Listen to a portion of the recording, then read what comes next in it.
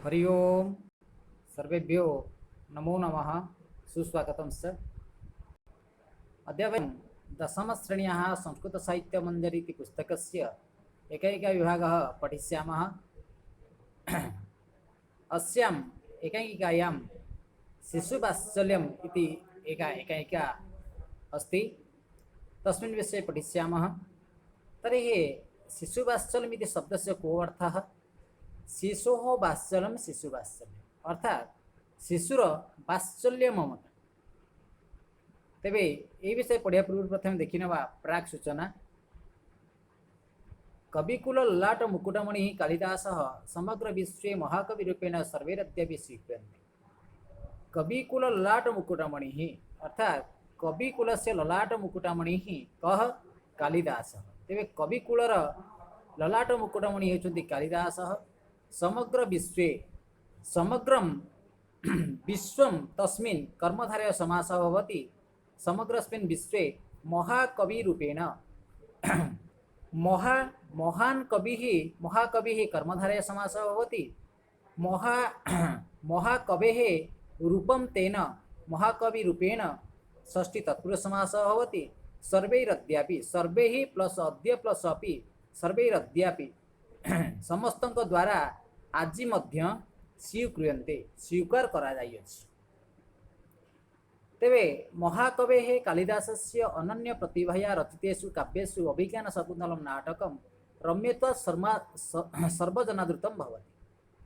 महाकवेः महाकविः तस्य महाकवेः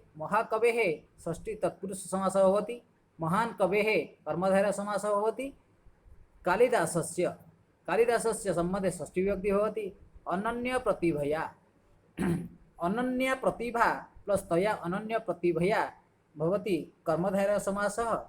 रचितेषु काव्येषु निर्धारणे सप्तमी विभक्ति। रचितेषु रच प्लस त प्रत्यय रचितेषु काव्येषु निर्धारणे सप्तमी विभक्ति। अभिज्ञान शाकुन्तलं नाटकं रम्यत्व सर्वजनादृतं भवति।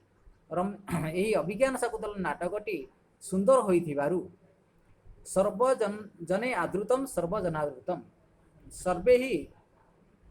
सर्वे जने ही आदृतम सबु लोकमानंक द्वारा आदृत होइथिबारु तृतीय तत्पुरुष समास भवति। सर्वजने ही आदृतम भवति सबु जनमानसरे आदृत होई पारिछि। अस्य नाटकस्य सप्तमांक सहित दृश्यमेकं भवति रूपकमिदं। तेबे अस्य एही नाटकर सप्तम अंक स्थितम। सप्तमः अंकः सप्तमांकः कर्मधारय समासः। सप्तम अंक स्थितम सप्तमांके तिष्ठति इति सप्तमांकः अर्थात उपपद तत्पुरुष समासः भवति। दृश्यम प्लस एकम दृश्यमेकं भवति रूपकम प्लस इदम रूपकमिदम। एही रूपकटी एही नाटकर अभिज्ञान शाकुन्तल नाटकर सप्तम अंक स्थित सप्तम अंकरे रहिथिबा दृश्य गोटे दृश्यमेकम गोटे दृश्य अटे एही रूपकटी। महाकवि रूपक अस्मिन् शिशोः हठस्य माधुर्यं तथा अप्रत्याशित रूपेण पित्रा सह पुत्र सह मिलनं वर्णयित्वा हृदि वात्सल्यं जनयितुं चेष्टमानः सार्थको अभूत्। अस्मिन् दृश्ये अस्मिन् रूपके महाकविः रूपके अस्मिन् रूपके शिशोः हठस्य शिशुर संबंधे षष्ठी विभक्ति। हठस्य हठ इत्युक्ते हठता चपलता माधुर्यम तथा मधुर पिलाटीर चपलता एवं दुष्टामी अति माधुर्य अटे मधुरतापूर्ण अटे। तथा अप्रत्याशित रूपेण हठात अप्रत्याशित रूपेण इत्युक्ते हठात पित्रा सह पुत्र से मिलनम। पित्रा सहयोगरे पित्रा तृतीय विभक्ति सह तृतीय विभक्ति भवति। पुत्र से मिलनम संबंधे षष्ठी विभक्ति पुत्र से मिलनम मिल ल्यूट प्रत्यय मिलनम वर्णयित्वा हृदि वात्सल्यं जनयितुं चेष्टमानः सार्थको अभूत्। वर्णयित्वा वर्ण त्वस् प्रत्यय वर्णयित्वा हृदि हृदये वात्सल्यर भावकु जनयितुं तुमुन् प्रत्यय जनयितुं चेष्टमान चेष्ट सानस् प्रत्यय भवति। चेष्टमानः सार्थको भूत सार्थक प्लस अभूत सार्थक भूत संधि विचित होइछि। तेबे महाकवि रूपक अस्मिन् यही रूपक महाकवि गोटे शिशु हठ से गोटे शिशु हठ शिशुर हठता माधुर्य को वर्णना करछन्ति तथा एवं अप्रत्याशित रूपेण हठात पित्रा सह पुत्र सम्मिलन पिता सहित पुअर पुत्रर मिलन को वर्णना करी हृदय रे वात्सल्य ममता जनयितुम जाग्रत करिवारे चेष्टमान चेष्टा करि चलिछन्ति एवं ता सार्थक होते एवं ता सार्थक पूर्ण होई अछि। तेबे आमे जानले यही एकांकिका शिशु वात्सल्यमटी अभिज्ञान शाकुन्तलम नाटकरू आसी अछि। यार कवि होउछन्ति लेखक नाट्यकार होउछन्ति महाकवि कालिदास। से महाकवि कालिदास कवि कुलर ललाट रूप में परिचित एवं समग्र विश्व रे से महाकवि रूप में मध्य सुपरिचित सर्वजनादृत होइछन्ति। सेतिमै कालिदास विषय कुहाइछि पुरा कवीनां गणना प्रसंगे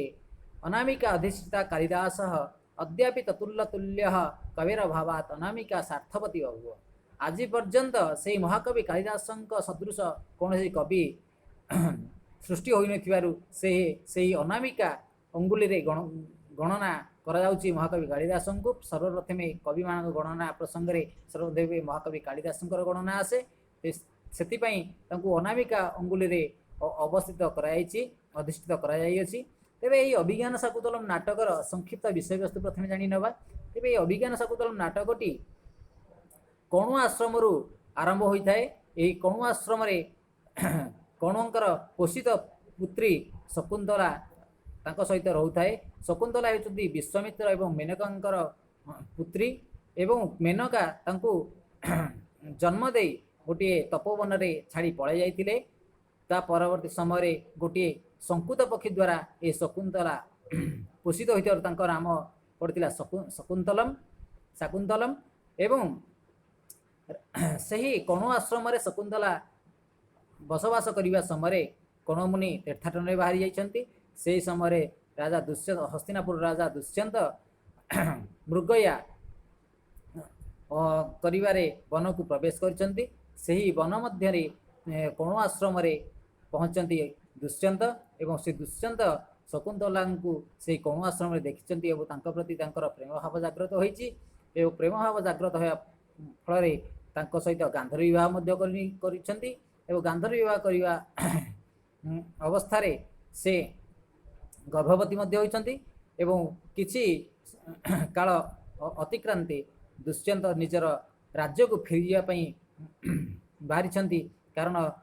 राज्य शासन कार्य परिचालना करने उद्देश्य रे कहीं कारण कण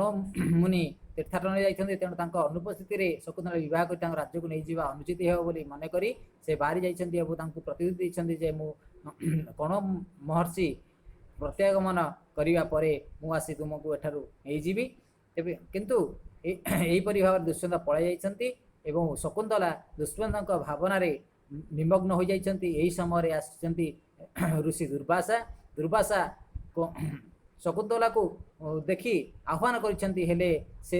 दुष्यंतक भावना रे एते निर्मोहित हो जाइछन्ति जे तांको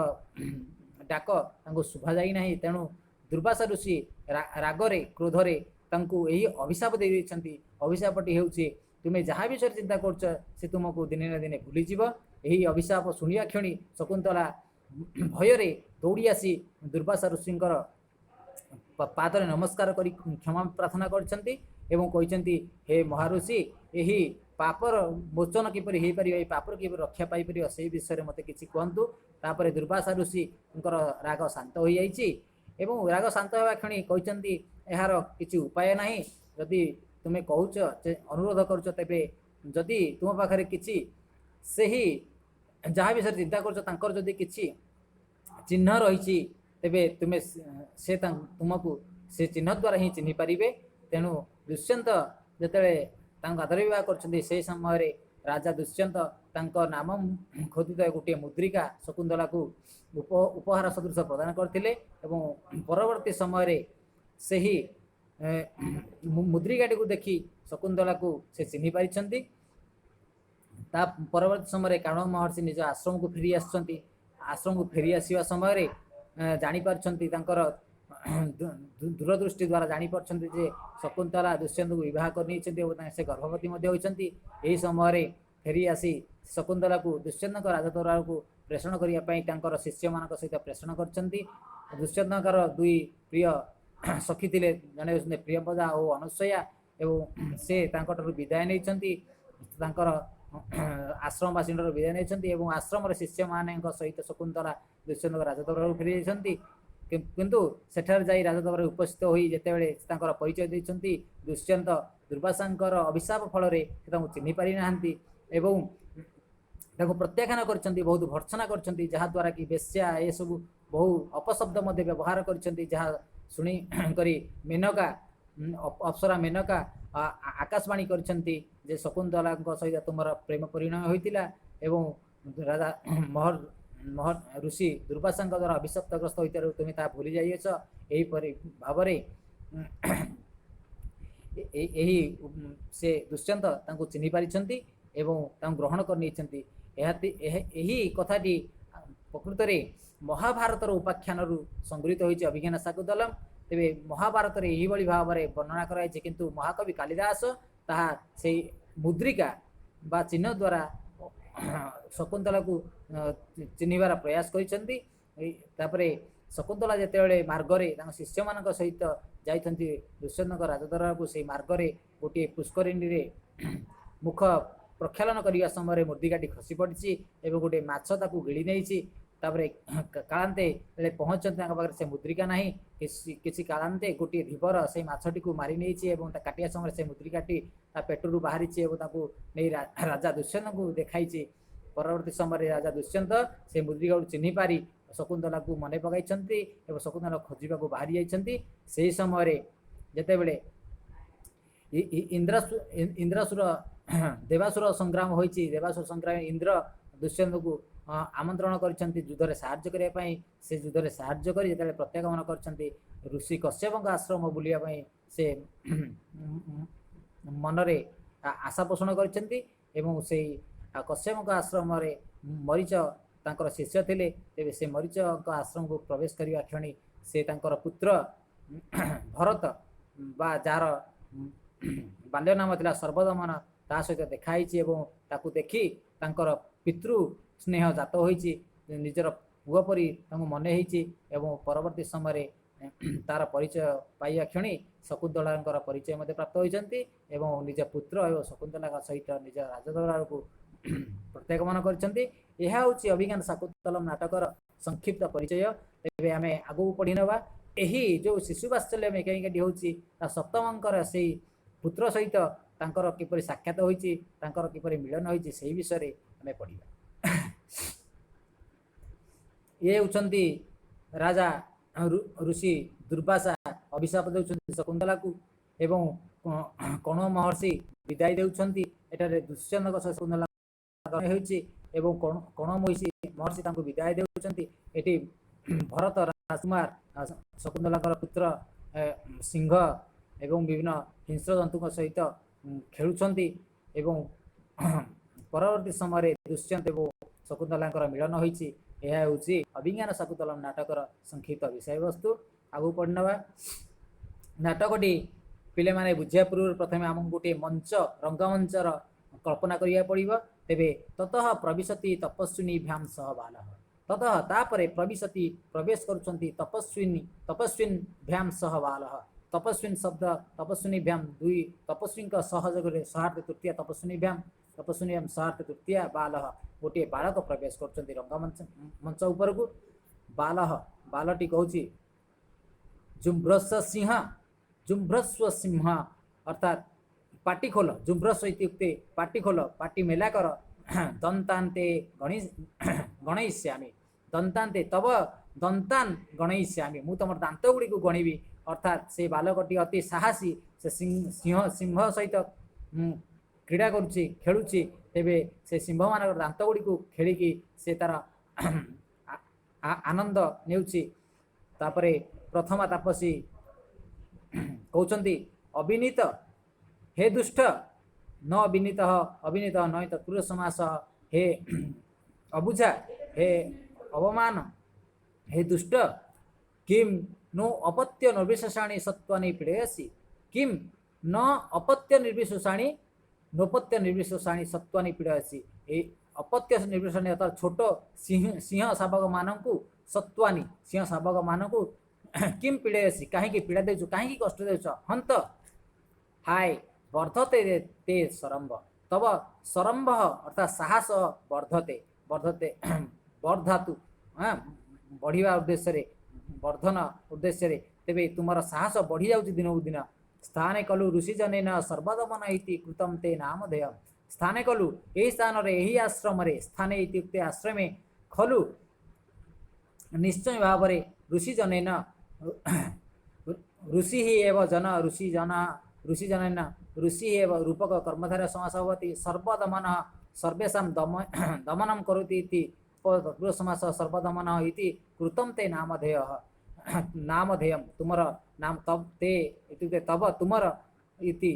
सर्वदमन इति जोगरे सर्वदमन प्रथम विभक्ति होइछि कृतं ते नामधेयं तुमर नामकरण करिसेंति सेहि पई तुमे सबु बाघ सिंह समस्त को एवं निज शक्ति बल दमन कर रखिथार तुमर नामकरण से ऋषिजन माने सर्वदमन बोली देइछंती तुमर नाम। द्वितीय तपसी कहते ऐसा खलु केसरिणी तां लंघयति यदि एतस्यां पुत्रकं न मुंचसि ऐसा खलु केसरिणी हाँ केसरी केसर स्त्रीलिंग केसरिणी यही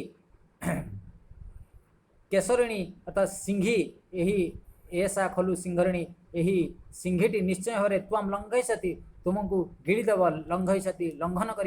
यदि एतस्यां पुत्रकं न मुंचसि जदि एतस्यां यार पुओ को पुत्रकं न मुंचसि जदि न छाड़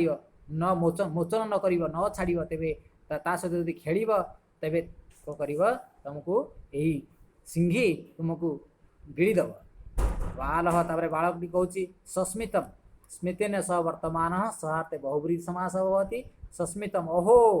हे बलिय खलु भीतोस्मि हाँ बलिय ये कौन बलुआ हो कि खलु अह बलुआटा बोधे भीतोस्मि भीत प्लस अस्मि हाँ मत तो भय लगुच हाँ इत्यधरम दर्शयति यहीपरि थटा करी अधरम दर्शयति निजर इति अधरम दर्शयति निजर ओठ को लंबाई जाई कटाक्ष करुच्ची। प्रथम तपसी कहले वत्स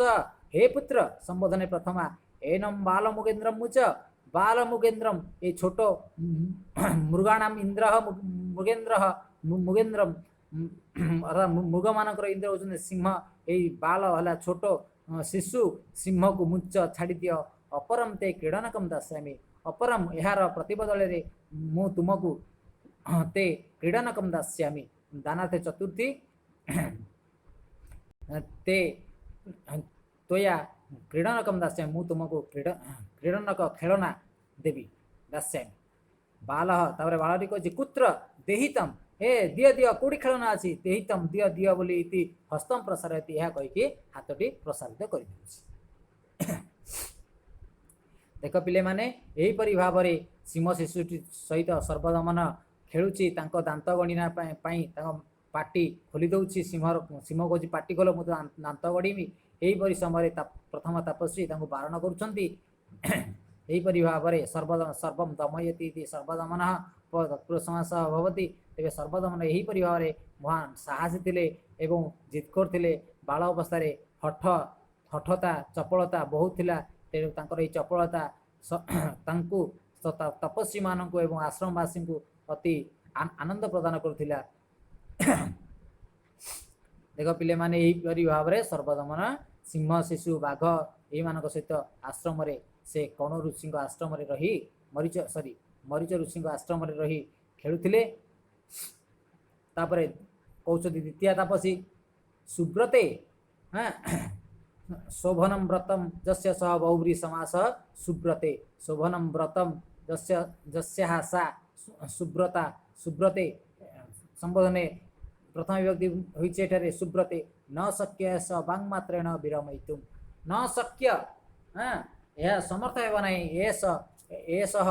बालकम एष बालक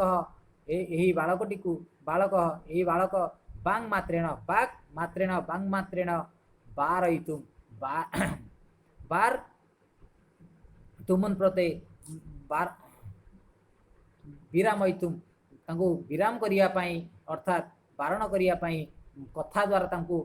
ବିରାମ କରାଯାଇପାରିବ ନାହିଁ ବା ସେ ସିଂହ ଶିଶୁଙ୍କ ଠାରୁ ତାଙ୍କୁ ବିଚ୍ଛେଦ କରାଯାଇପାରିବ ନାହିଁ। ଗଛ ତ୍ୱମ୍, ହଁ ତ୍ୱମ୍ ଗଛ ତୁମେ ଯାଅ, ମଦିଏ ଉଠ ଯେ ବର୍ଣ୍ଣଚିତ୍ରିତ ମୂର୍ତ୍ତିକା ମୟୂର ତିଷ୍ଠତି ତସ୍ୟ ଉପହାର। ମଦିଏ ଉଠ ଯେ, ମଦିଏ ଇତ୍ୟୁକ୍ତେ ମୋର, ଉଠ ଯେ ପତ୍ର କୁଡ଼ିଆରେ, ଉଠ ଯେ ଇତ୍ୟୁକ୍ତେ ପତ୍ର କୁଡ଼ିଆ, ବର୍ଣ୍ଣ ଚିତ୍ରିତ ବର୍ଣ୍ଣରେ ରଙ୍ଗରେ ଚିତ୍ରିତ ହୋଇଥିବା ମୂର୍ତ୍ତିକା ମୟୂର, ମୂର୍ତ୍ତିକା ନିର୍ମିତ ମୟୂର ମଧ୍ୟପଦଲୋପୀ କର୍ମଧାରୟ ସମାସ ଭବତି। ମୂର୍ତ୍ତିକା ମୟୂର ତିଷ୍ଠତି, ତିଷ୍ଠତି ମୂର୍ତ୍ତିକା ମୟୂର ତିଷ୍ଠତି, ମୂର୍ତ୍ତିକା ମୟୂର ତିଷ୍ଠତି ସନ୍ଧି ବିଚ୍ଛେଦ ହୋଇଛି। ତମ୍ ଅସ୍ୟ ଉପହାର, ତମ୍ ଏହି ତମ୍ ଏ ବାଲକମ୍ ଅସ୍ୟ ଉପହାର, ଏହି ଖେଳନା ଗୁଡ଼ିକୁ ଉପହାର ଦିଅ, ପ୍ରଦାନ କର। ପ୍ରଥମ ବସି ତଥା, ହଁ ହଉ ଠିକ୍ ଅଛି, ତୁମେ ଯାହା କହୁଛ ସେଇଆ କରିବା। ଇତି ନିଷ୍କ୍ରାନ୍ତ, ଏହା କହି ନିହି ଉପସର୍ଗ କ୍ରମ ଶତ୍ରୁ ନିଷ୍କ୍ରାନ୍ତ, ନିଷ୍କ୍ରାନ୍ତ ହୋଇଯାଉଛନ୍ତି, ସେଠାରୁ ପ୍ରତ୍ୟାବର୍ତ୍ତନ କରୁଛନ୍ତି। ବାଲହ, ବାଲକଟି କହୁଛି ଅନୈନୈବ, ଅନୈନ ପ୍ଲସ୍ ଏବ ଅନୈନୈବ ତାବତ୍ କ୍ରୀଡ଼ିଷ୍ୟାମି, ମୁଁ ଏହା ଯଦି ମୋତେ ଖେଳନା ଦେବ ମୁଁ ତାବତ୍ କ୍ରୀଡ଼ିଷ୍ୟାମି, ମୁଁ ସେହିପରି ପୁଣି ସିଂହମାନଙ୍କ ସହିତ ଖେଳିବି। ଇତି ତପସ୍ୱୀମ୍ ବିଲୋକ୍ୟ ହସତି, ଏହିପରି ତପସ୍ୱୀମ୍ ତାପସୀମ୍, ଏହି ତାପସୀଙ୍କୁ ବିଲୋକ୍ୟ ବିଲୋକ ଲେପ୍ ପ୍ରତ୍ୟୟ ବିଲୋକ୍ୟ ହସତି, ଏହିପରି କହି ତାପସୀକୁ ଦେଖି ପିଲାଟି ହସୁଛି ଏବଂ ପୂର୍ବପରି ସେ ସିଂହ ଶିଶୁମାନଙ୍କ ସହିତ ଖେଳୁଛି। ରାଜା ତଦନନ୍ତରମ୍ ମଞ୍ଚେ ପ୍ରବିଶନ୍ତି ରାଜା ଦିলীପଃ ସ୍ପୃହୟାମି ଖଲୁ ଦୁର୍ଲଳିତାୟା अस्मै, ସ୍ପୃହୟାମି ଖଲୁ ମୋତେ ସ୍ପୃହା ଦେଉଛି ଦୁର୍ଲଳିତାୟ अस्मै, ସ୍ପୃହା ଯୋଗରେ ଦୁର୍ଲଳିତାୟ ଚତୁର୍ଥୀ ବିଭକ୍ତି ହୋଇଛି। ସ୍ପୃହୟାମି ଖଲୁ ଦୁର୍ଲଳିତାୟ अस्मै, ଏହାର ଦୁର୍ଲଳିତା ଅର୍ଥାତ୍ ସୁନ୍ଦରତା ମୋତେ ସ୍ପୃହା ଦେଉଛି, ମୋତେ ବହୁତ ଆନନ୍ଦ ଦେଉଛି। अस्मै, अस्मै ସ୍ପୃହୟାମି ମୋତେ ସ୍ପୃହା ଦେଉଛି, ଅର୍ଥାତ୍ ସ୍ପୃହା ଯୋଗରେ अस्मै ହେଉଛି ଚତୁର୍ଥୀ ବିଭକ୍ତି। ଦୁର୍ଲଳିତାୟ ଏହାର ସୁନ୍ଦରତା ମୋତେ ନିଶ୍ଚୟ ଭାବରେ ଆନନ୍ଦ ପ୍ରଦାନ କରୁଛି। ତାପସୀ ତାପରେ କହୁଛନ୍ତି ଭବତୁ, ହଁ ହେଉ ହଉ, ନ ମାମ ଅୟମ୍ ଗଣୟତି, ନ ମାମ ଅୟମ୍ ଗଣୟତି, ଏହା ମୋର ଗଣନା ନୁହେଁ। ପାର୍ଶ୍ୱମ୍ ଅବଲୋକୟତି, ପାଖକୁ ଦେଖିକରି ଇଆଡ଼େ ସିଆଡ଼େ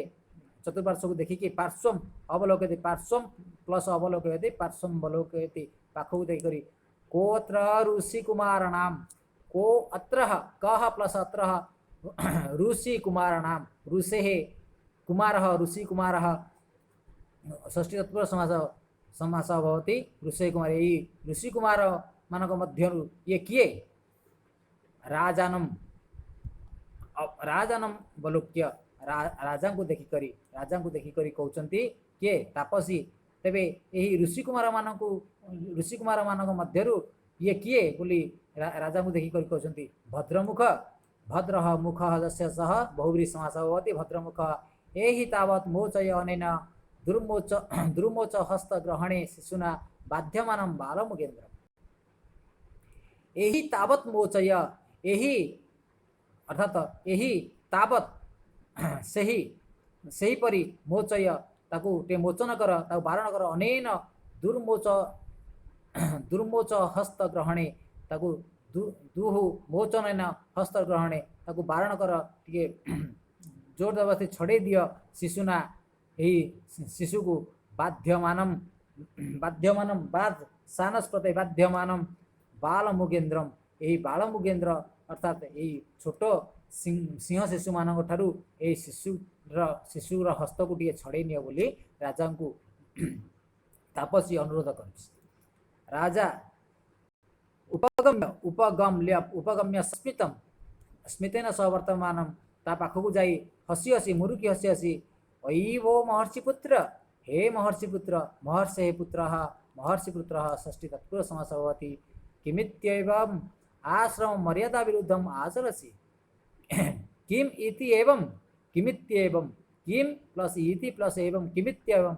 एपरी काहींकि तुम्हें आश्रम मर्यादा विरुद्धम, आश्रमर मर्यादा विरुद्धम अर्थात आश्रम रे सबु प्राणी मारे स्वच्छल विचरण करथांती, कहीं कष्ट दियंती नहीं। से कहउचंती राजा आश्रम मर्यादा विरुद्धम आश्रमर मर्यादा विरोध रे कहीं आचरण करुछ कहीं सिंह शिशु मान कष्ट दौच कहीं खेलुछ तापसी तापर कहते भद्रमुख हे भद्रमुख हे महाशय न खलु अयम शिशु कुमार न खलु अयम शिशु कुमार अयम न खलु शिशु कुमार ये कौन ऋषि सॉरी न खलु अयम ऋषि कुमार ये कौन ऋषिंकर कुमार नुहंती ऋषि कुमार ऋषि कुमार ये कौन ऋषिंकर कुमार ऋषिंक पुत्र नुहंती राजा बालम बाल मुपालयन बालटी को अर्थात शिशुटी को उपालयन स्नेह करी स्नेहर सहित नचेन मुनि कुमार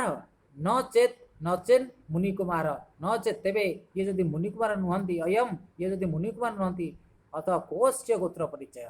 को अथ कह अस्य गोत्र परिचय गोत्रस्य परिचय गोत्र परिचय तेबे गोत्रा परिचय गोत्र परिचय भवति तृतीय तत्पुरुष समास तेबे यार गोत्र परिचय कौन तापसी ही वदति तापसी कहूँ पुरुवंश तेबे से पुरुवंश बोली तार परिचय प्रदान करछन्ति तदनंतर राजा कथयति आत्मगतम निजे मने मने कहउछन्ति कथम एकोन्वय मम एका प्लस अन्वय एकान्वय मम यह केमती मो सहित अन्वय होछि मोर शकुंतला सहित जेपरी मोर संपर्क होइतिला एवं गर्भवती होते शिशुटी जन्म होइतिबो तेबे यह तो मो सहित संबंध रखुछि प्रकाश तापरे मंचरे आलोक पड़ुछि आलोक प्रकाश पड़ुछि न पुनः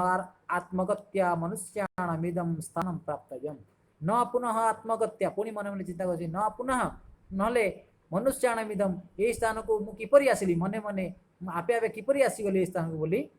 प्राप्तव्यं प्राप्तव्यं तब्यत प्रते प्राप्तव्यं एहि मनुष्याणाम इदं स्थानं कथं प्राप्तव्यम् इति आत्मगत्या निजको निजे पचारुछन्ति राजा दुष्यंत तदनंतर तापसी कथयति यथा भद्रमुखो भणति हाँ तापसी मध्य धीर स्वर कहते हाँ यही महाशय जनक मने मने कौन कथा होती हाँ भणति कौन कहते अप्सर संबधेन तस्य जननी यत्र देवगुरु स्तपोवने प्रसूता अप्सर संबधेन कौन से अप्सर संबधरे हाँ एतस्य जननी एहार जननी माँ अस्य देवगुरु तपोवने देवगुरो तपोवने षष्ठी तत्पुरुष समास देवगुरु तपोवने प्रसूता प्र उपसर्ग सुधातु त प्रत्यय प्रसूता राजा तापरे कहते अथ सा तत्र भवति किमाक्ष्य राजस्य हे पत्नी हाँ अथ सा तत्र भवति हाँ सेठार थिबा सेही तांकर माँ हाँ भवति सा भवति किमाक्ष्यः राजस्य हे पत्नी किम प्लस आख्याः किम आख्यस्य किमाख्यस्य राजस्य हे पत्नी किमाख्यस्य केहू राजसिंकर पत्नी आख्यारे रूपरे से परिचित तापसी कहते कस्तस्य धर्मधारा परित्यागिनो नाम संकीर्तयितुं चिन्तयिष्यति कह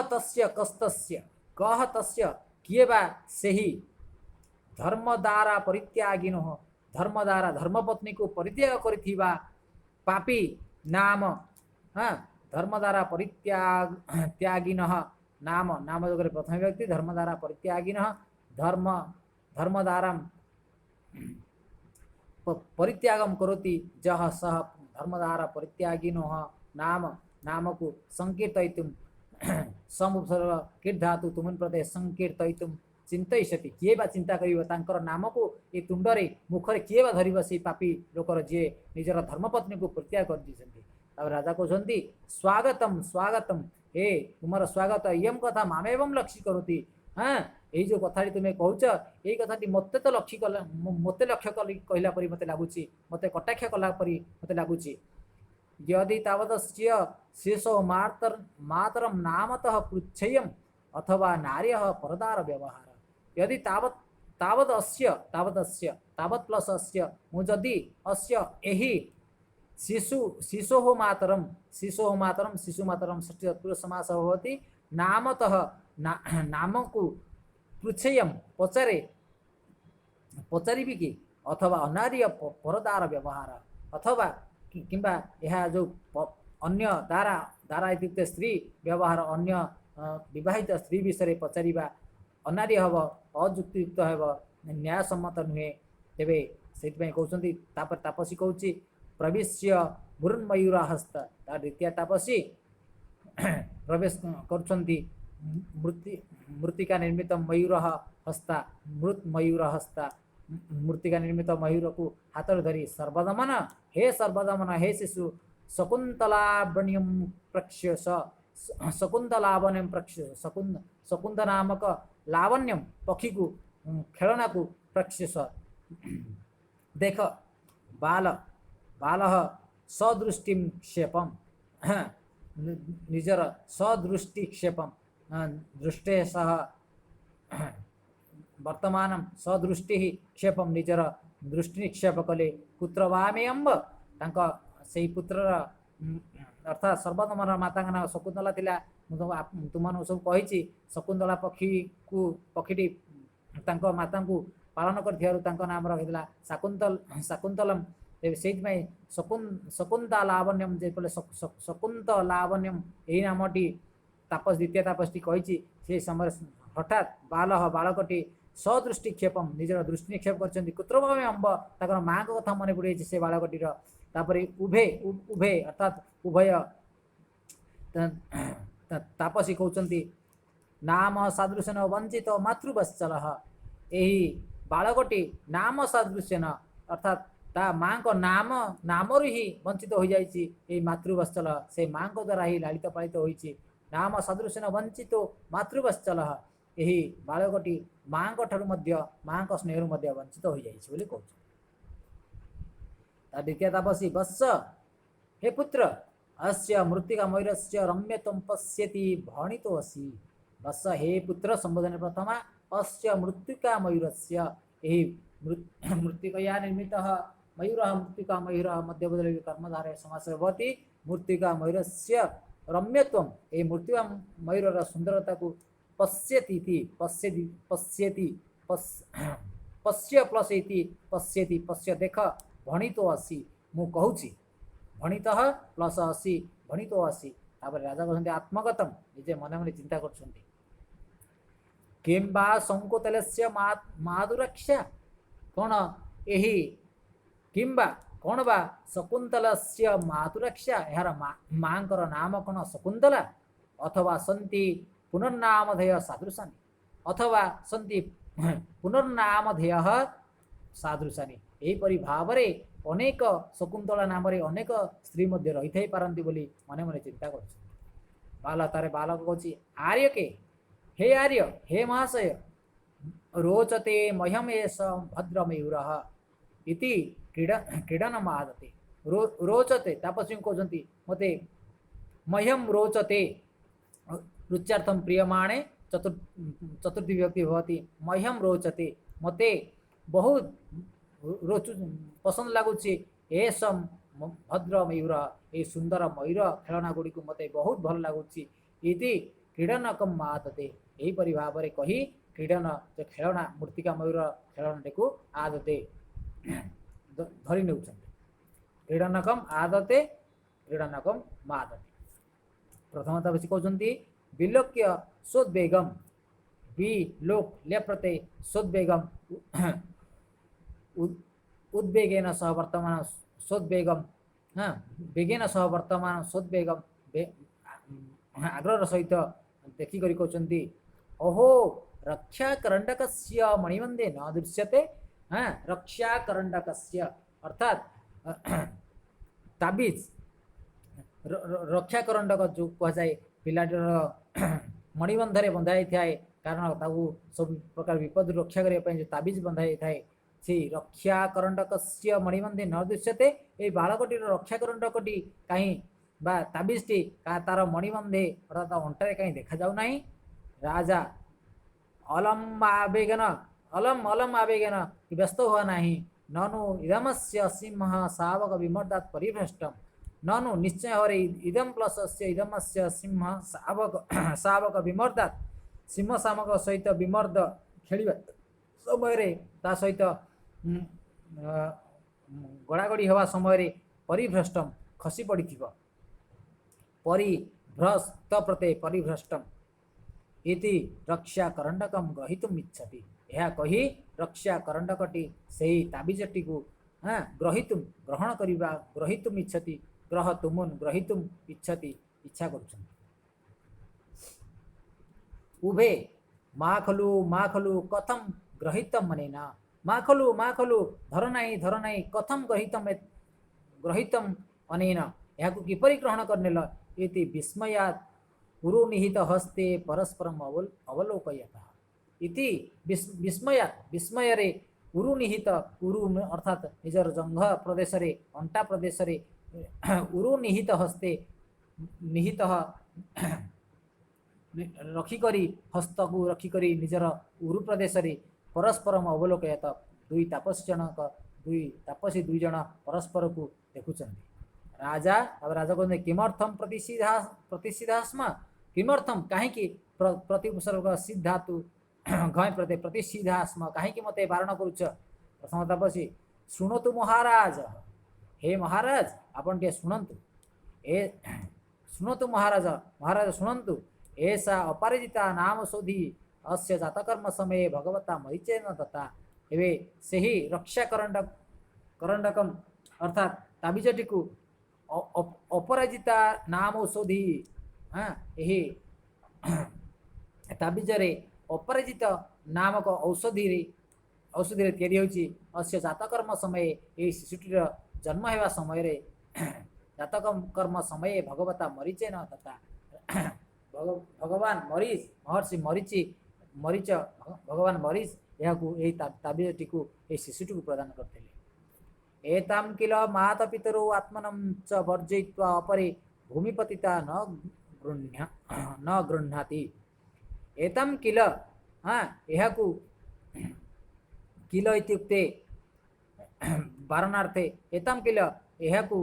माता पितरौ आत्मनं च वर्जयित्वा तार माता च पिता च माता पितरौ द्वंद्व चकार बहुल द्वंद्व समास भवति माता च पिता च एक माता पितरौ द्वंद्व समास भवति एताम यही एताम रक्षा करंडकम यही ताबिजटी को किल न माता पितरौ माता पिता को छाड़ी आत्मनम च वर्जयित्वा निजर आत्मस्वजन को वर्जन करी अपरो भूमि पतिताम न गृह्णाति जदि ये करंडकटी भूमि पड़ जाए तेरे माता पिता को छाड़ी आउ कहीं ग्रहण करेंगे ना बोली मरीचेन मरीचंक भगवता मरीचेन उक्तम। राजा कथम गृह्णाति कहीं ग्रहण कली कहीं ग्रहण करुच्ची कहते प्रथमा ततस्तम सर्प भूत्वा दशति कथ गृह्णाति कहीं ग्रहण करी ना प्रथमा तपस्या कहते ततस्तम ततः प्लस तम सर्प भूत्वा दशति अर्थात यही ताबिजटी को एक कवचटी को जदि ग्रहण करे तेरे ये अपराजिता पुस्तक निर्मित होता ताबिजटी साप होकर भूत्वा भूक्वाज प्रते सर्प भूत्वा दशति सर्प होकर दंशन कर। राजा भवतीभ्याम कदाचिद्यस्याः प्रत्यक्षीकृता विक्रिया भवतीभ्याम कदाचिद्यस्याः प्रत्यक्षीकृता विक्रिया तुम्हें केवे यही परी साप हेबार प्रत्यक्षीकृता प्रत्यक्ष देखिछ कि क्री ले प्रते विक्रिया तुम्हें जो कहूच प्रत्यक्ष भाव तार उदाहरण देखिछ कि उभे अनेक बार राजा सहर्षम आत्मगतम सहर्षम हर्षेण सह वर्तमान सहर्षम हसी हसी आत्मगत मन मन हसुंट कथम कथम प्लस इव प्रथम संपूर्ण अपि मे मनोरथम नाभिनंदामि कथम प्लस इव संपूर्णमपि मे मनोरथम मोर मनुगुमान न अभिनंदसी मते अभिनंदन करुच्ची मते अभिनंदन करुना इति बालम परिस्वजते यह कही बालकटी को परिस्वजते आलिंगन कर द्वितीय तपस सुब्रुते शोभनम व्रतम जस्या सा बहुव्रीहि समास सुब्रुते संबोधने